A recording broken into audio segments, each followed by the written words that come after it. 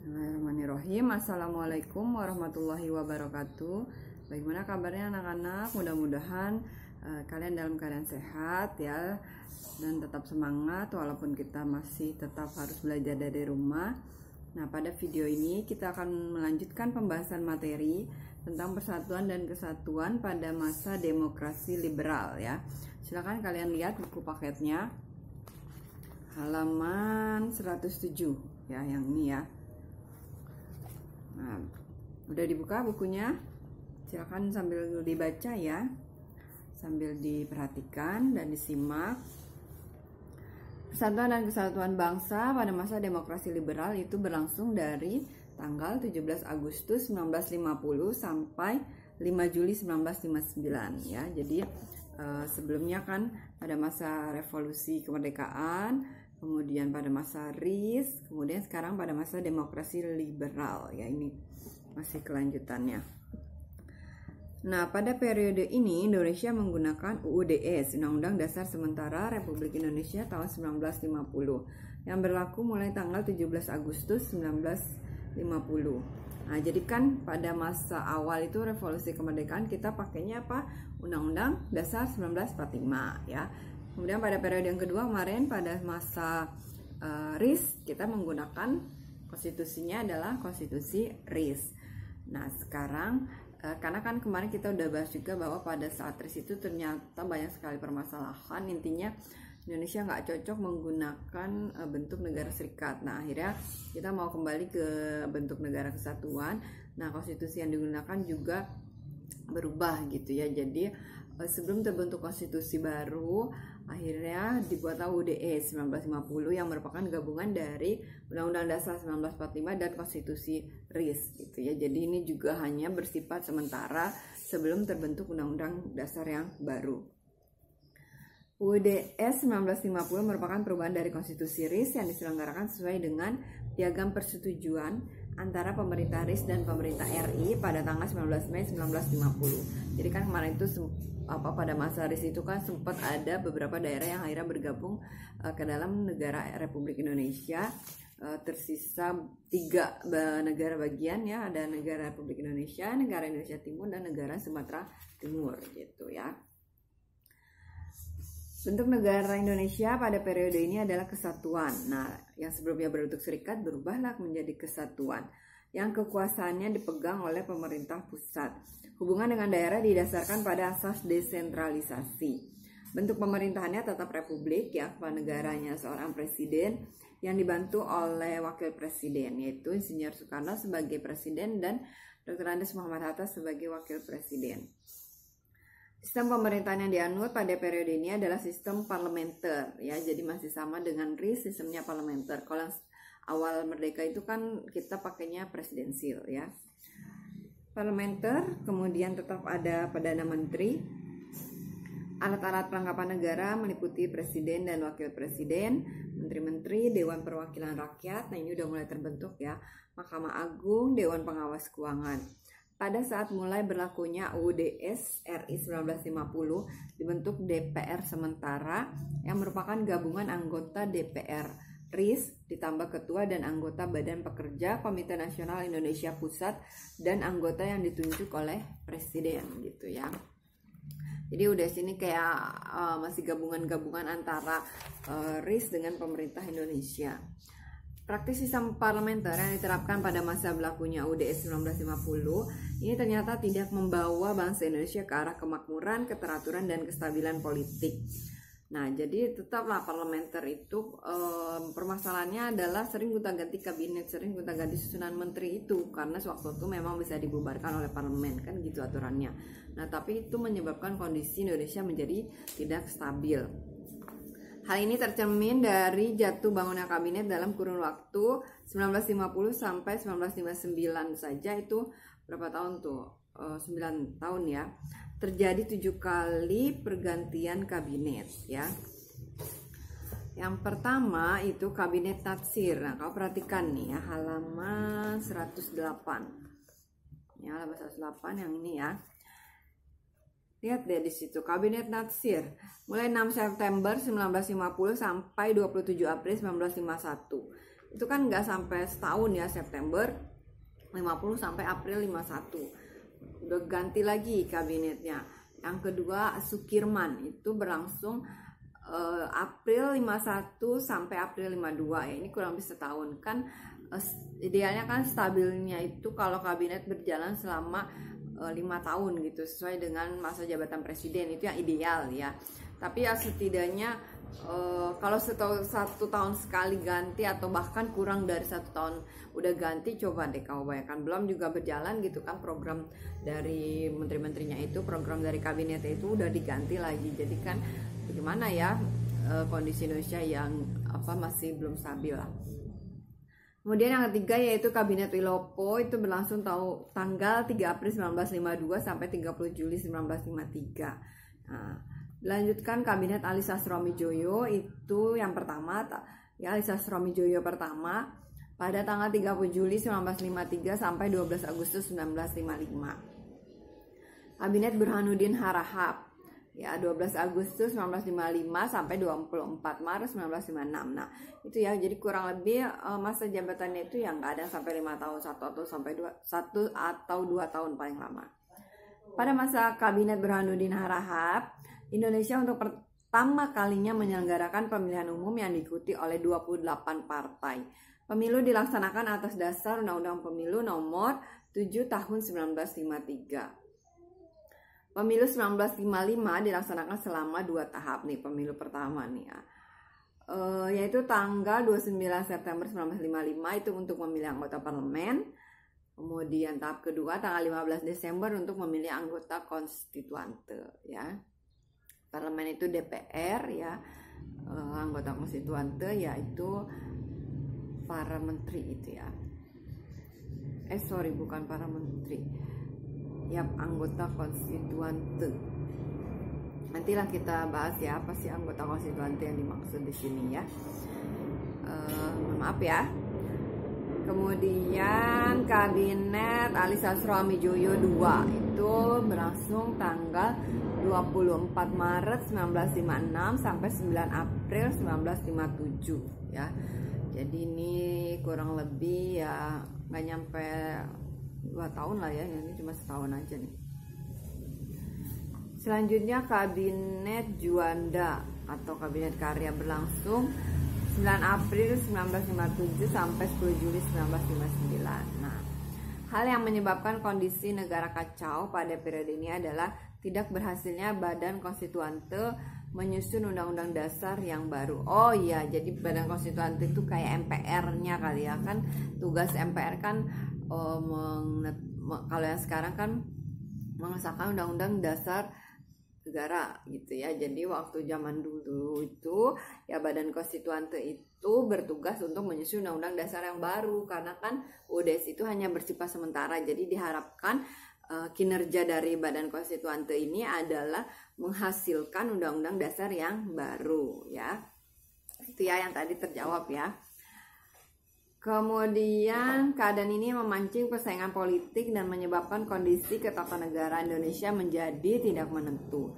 Kondisi yang membahayakan bangsa dan negara ini mendorong Presiden Soekarno untuk mengajukan rancangannya mengenai konsep demokrasi terpimpin dalam rangka kembali ke UUD 1945. Nah, itu gambarnya nih tentang partai-partai peserta pemilu 1955 yang merupakan pemilu pertama di Indonesia. Nih lumayan banyak ya partai-partai yang ikut pada saat pemilu 1955.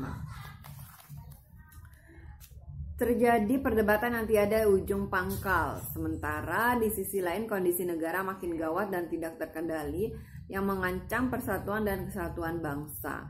Akhirnya kondisi tersebut mendorong Presiden untuk menggunakan wewenangnya mengeluarkan Dekret Presiden tanggal 5 Juli 1959 yang isinya antara lain yang pertama pembubaran konstituante. Nah tadi tuh karena nggak berhasil membuat undang-undang dasar yang baru, ya udah konstituante dibubarkan.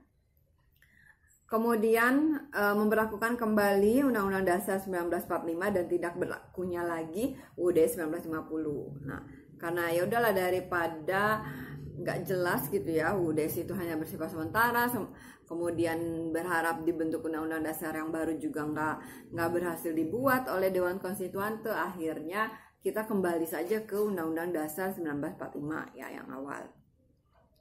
Kemudian yang ketiga, isi dari dekret presiden adalah pembentukan MPR dan DPA sementara, Dewan Pertimbangan Agung ya sementara. Nah itu jadi dekret presiden itu ingin mengatasi keadaan darurat karena Indonesia itu waktu itu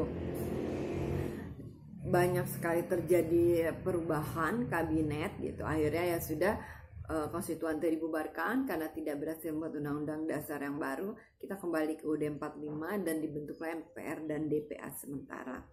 Nah, bagaimana kaitannya dengan persatuan dan kesatuan bangsa Indonesia pada masa demokrasi liberal ini? Ternyata pada masa ini juga terjadi berbagai macam gerakan separatis ya, gerakan yang ingin memisahkan diri dari Indonesia. Nah, apa saja? Yang pertama adalah Gerakan Darul Islam atau Tentara Islam Indonesia atau disingkat DITI ya, DI Darul Islam, TII Tentara Islam Indonesia.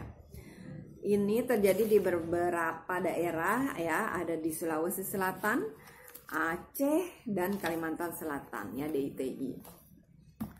Di Sulawesi Selatan pemberontakan DITI ini dipimpin oleh Kahar Muzakar. Pemberontakan ini disebabkan oleh Kahar Muzakar yang menempatkan laskar-laskar rakyat Sulawesi Selatan ke dalam lingkungan APRIS, Angkatan Perang Republik Indonesia Serikat, dan berkeinginan untuk menjadi pimpinan APRIS.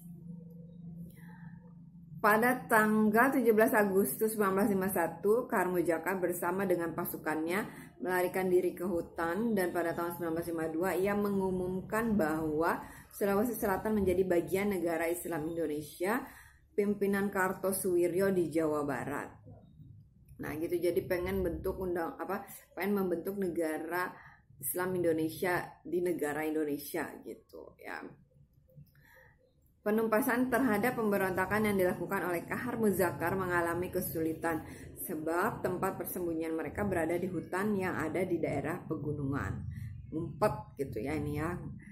Akan tetapi akhirnya di bulan Februari 1965 itu pemberontakan Kahar Muzakar berhasil ditumpas oleh TNI dan Kahar Muzakar ditembak mati ya.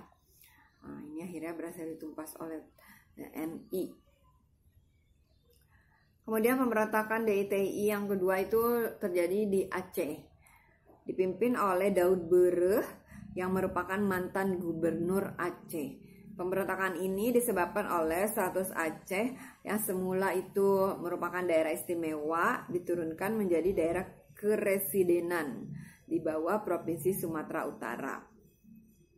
Kebijakan pemerintah tersebut ditentang oleh Daud Bereh sehingga tanggal 21 September 1953 ia mengeluarkan maklumat tentang penyatuan Aceh ke dalam negara Islam Indonesia pimpinan Kartosuwiryo. Jadi awalnya itu DITI itu adanya di Jawa Barat yang dipimpin oleh Kartosuwiryo. Oke, ini pada masa sebelumnya ini udah pernah ada. Pada masa awal nih revolusi kemerdekaan nih di halaman 103 nih. Jadi DITI ini pimpinan Kartosuwiryo itu udah terbentuk ya waktu tanggal 7 Agustus 1949 di desa Cisayong. Nah, padahal waktu itu Kartosuwiryo itu berhasil ditangkap dan dijatuhi hukuman mati, tapi ini masih berkembang di berbagai daerah ya. Ternyata walaupun berhasil ditangkap mati di Jawa Barat itu DITI ini tetap ada gitu ya, bahkan berkembang di Sulawesi, di Aceh dan di Kalimantan. Pemerintah Indonesia akhirnya memberantas pemberontakan di Aceh ini dengan kekuatan senjata atau operasi militer dan melakukan musyawarah dengan rakyat Aceh. Sehingga pada tanggal 17 sampai 28 Desember 1962 diselenggarakan musyawarah kerukunan rakyat Aceh, dan melalui musyawarah tersebut berhasil dicapai penyelesaian secara damai. Ketiga, pemberontakan DITI itu terjadi di Kalimantan Selatan. Ini dipimpin oleh Ibnu Hajar yang menamakan gerakannya dengan sebutan Kesatuan Rakyat yang Tertindas. Tahun 1954, Ibnu Hajar secara resmi bergabung dengan Negara Islam Indonesia dan ditunjuk sebagai Panglima tertinggi Tim Tentara Islam Indonesia. Pada tahun 1963, pemerintah Indonesia berhasil menumpas pemberontakan ini. Ibnu Hajar dan anak buahnya berhasil ditangkap dan dijatuhi hukuman mati, ya. Nah, itu jadi pemberontakan DTI juga berhasil diatasi. Yang kedua, terjadi pemberontakan PRRI atau Permesta. PRRI itu singkatan dari Pemerintah Revolusioner Republik Indonesia, ya. PRRI, Pemerintah Revolusioner Republik Indonesia, atau Permesta, Perjuangan Rakyat Semesta. Pemberontakan PRRI atau Permesta itu terjadi di Sulawesi disebabkan adanya hubungan yang kurang harmonis antara pemerintah pusat dan pemerintah daerah. Karena jatah keuangan yang diberikan oleh pemerintah pusat itu tidak sesuai dengan anggaran yang diusulkan. Hal ini menimbulkan dampak ketidakpercayaan terhadap pemerintah pusat. Selanjutnya dibentuk gerakan dewan berikut. Yang pertama, Dewan Banteng di Sumatera Tengah dipimpin oleh Letkol Ahmad Hussein. Yang kedua, Dewan Gajah di Sumatera Utara dipimpin oleh Letkol M. Simbolon. Yang ketiga, Dewan Garuda di Sumatera Selatan. Yang keempat, Dewan Lambung Mangkurat di Kalimantan Selatan. Yang kelima, Dewan Manguhi di Sulawesi Utara yang dipimpin oleh Letkol Vence Samuel, ya. Ini ada di halaman 110, ya.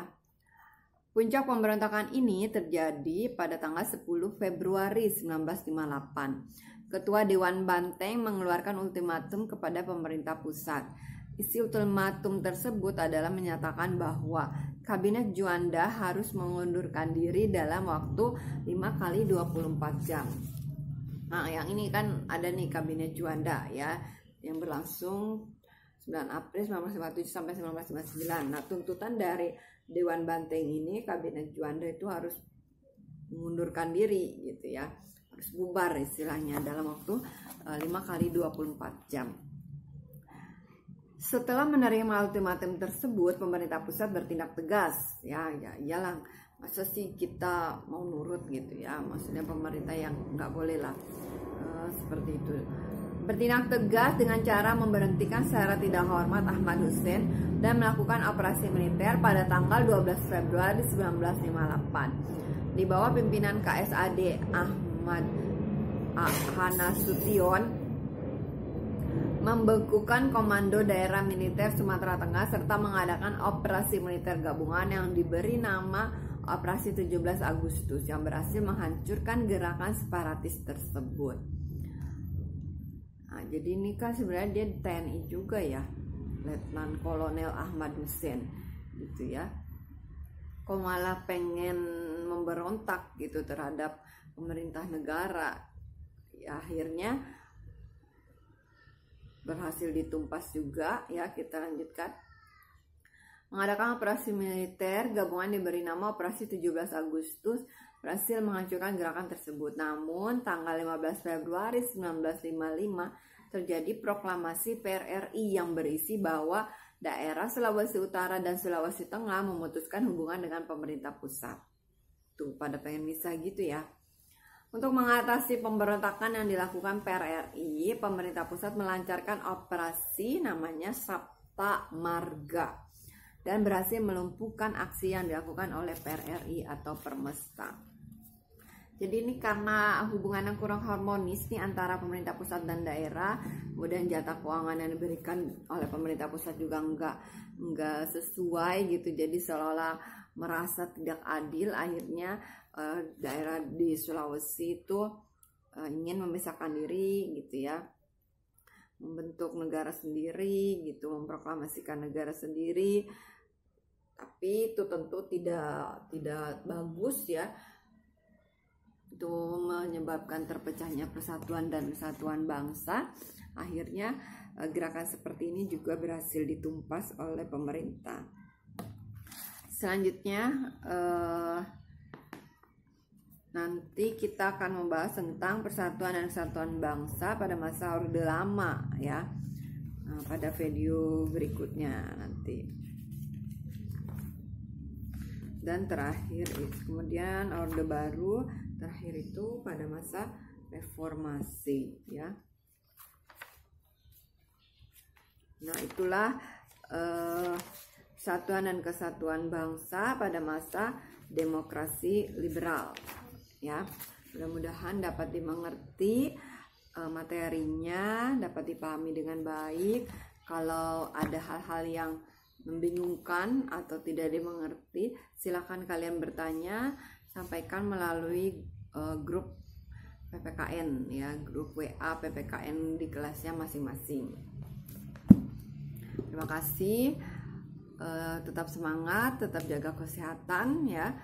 Assalamualaikum warahmatullahi wabarakatuh.